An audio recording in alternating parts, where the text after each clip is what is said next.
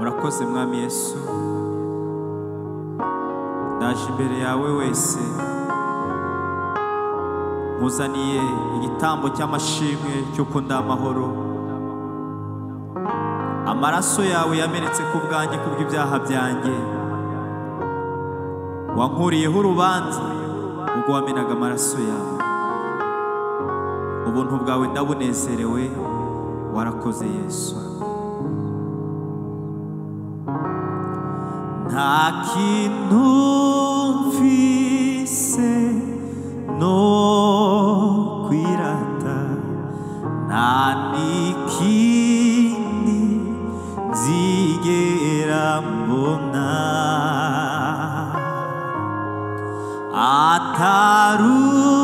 atarunu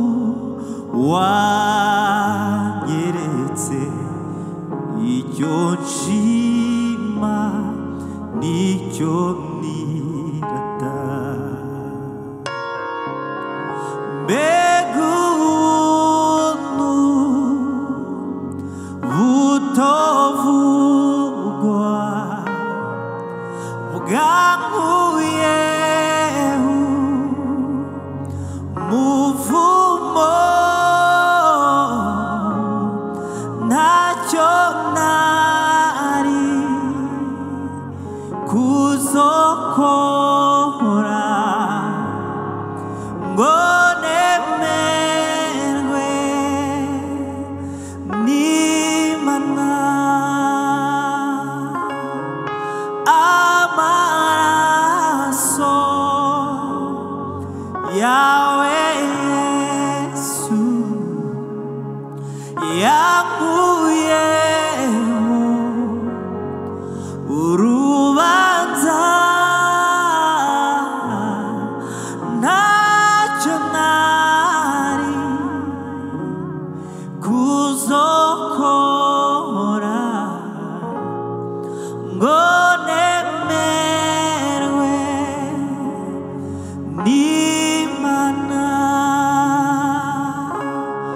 Mbega ubuntu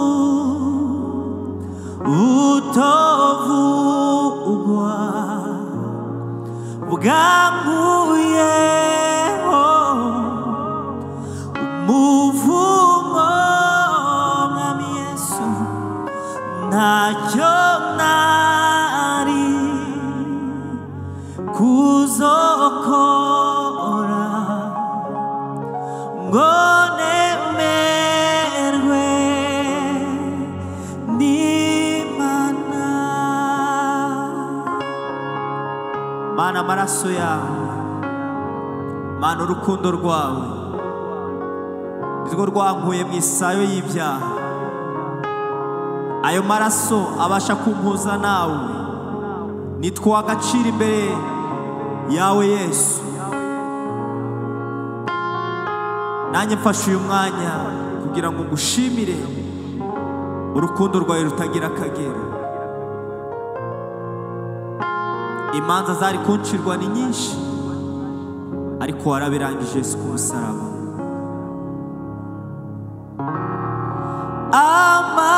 Amaraso yawe Yesu yankuyeho urubanza. Ntacyo nari kuzokora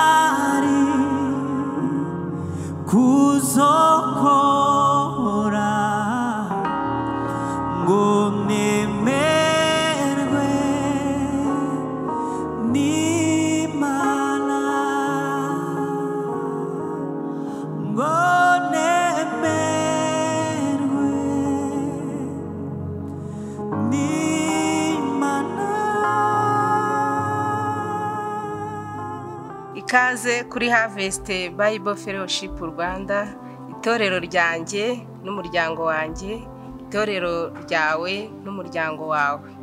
Hano kuri Harvest amasengesho arakomeje, aho tugeze ku munsi wa 37. Intego y'umunsi iragira iti kugeza ku bandi ubuhamya bw'ubuzima bwawe.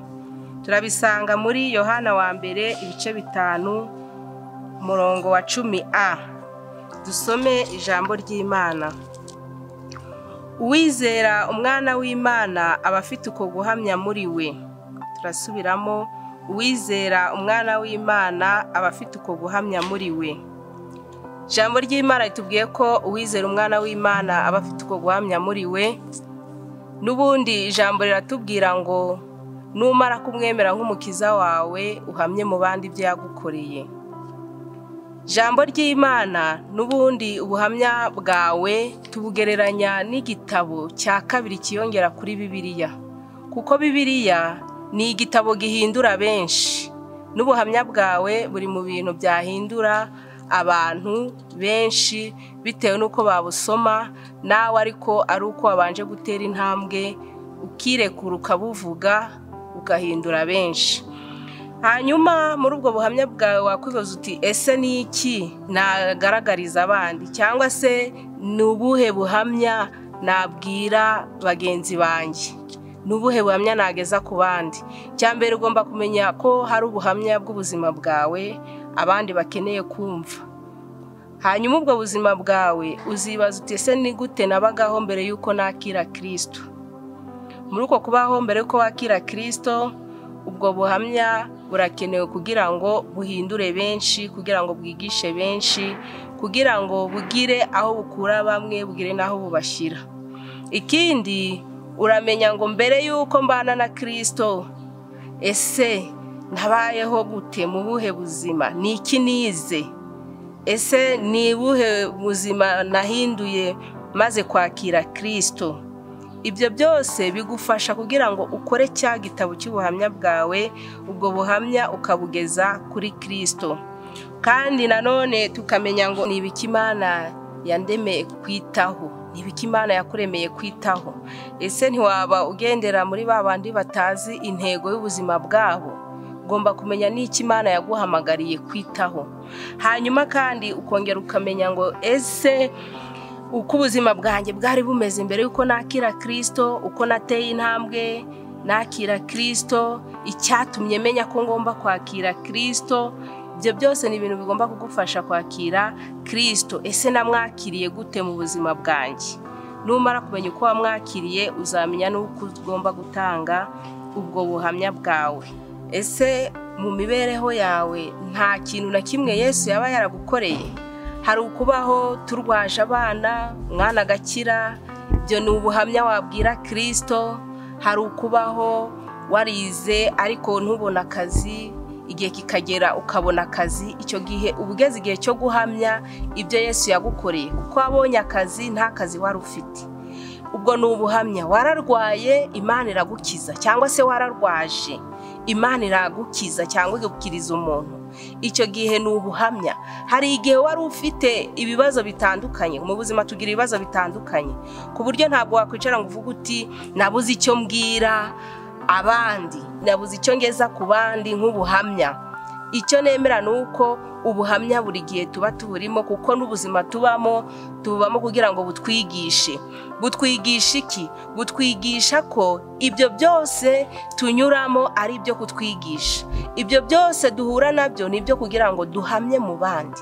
Nitumara guhamya mu bandi tugendeye ku by'Imana yadukoreye, ari byo duhera ko dukora icya gitabo navuze ko ari igitabo cya kabiri kiyongera kuri Bibiliya, kiza kadufasha kugira gute kubwira abandi ibyo twanyuzemo, bya bindi bikagira nabo aho bibakura naho bibashyira, bikagira uko bibigisha nuko bibatwara, bikagira uko bibahindura, kugira ngo twese dusenyere umugozi umwe bitewe n'ubuhamya bwanjye. Ibyo ngibyo bikagufasha kugira ngo wongere nawe wisubiremo uvuga uti ese ni iki nigiye hariya, ni ibiki nigiye kuri uriya, ese muri nge noneho ni iki yandemyemo. Ibyo byose bikagufasha kugira ngo umenye umurongo uragenderaho, noneho wabihuza n'ijambo ry'Imana bikagufasha noneho gukurikira Yesu neza umuhamya, kuko wamubonye imbona nkubone. Kwa kundi uvuga ngo namubonye mubonesha amaso, kubera ko noneho ntawamumbariye bitewe n'ibyo nabonye kuri naka, nanjye ibyanjye nkurikije ibyanjye nkabihuza na Bibiliya, ijambo ry'Imana bigahita bitwereka yuko ijambo ry'Imana n'ubuhamya byose bifatanya kugira ngo bitugeze kuri Kristo. Murakoze. Hanyuma hari ingingo yo kuzirikana kuri uyu munsi. Ingingo yo kuzirikana, hari icyo Imana ishaka kubwira isi ikikunyujijemo. Ingingo yo kuzirikana, hari icyo Imana ishaka kubwira isi ikikunyujijemo. Umurongo wo gufata mu mutwe ni Petero wa mbere ibice 3 umurongo wa 16 kugera kwa 15. Uyu murongo ugeze mu rugo ukikutsa akazi, hari imihati tuba twiriwemo, wafata Bibiliya yawe ugasoma. Turasubiramo Petero wa mbere ibice 3 umurongo wa 15 kugera kwa 16. Ikibazo cyo gutekerezaho: uko ntekereza ku nkuru y'ubuzima bwanjye, ni indi Imana ishaka ko nyihamo ubuhamya. Subiremo ikibazo cyo gutekerezaho: uko ntekereza ku nkuru y'ubuzima bwanjye, ni indi Imana ishaka ko nyihamo ubuhamya. Murakoze, murakunzwe.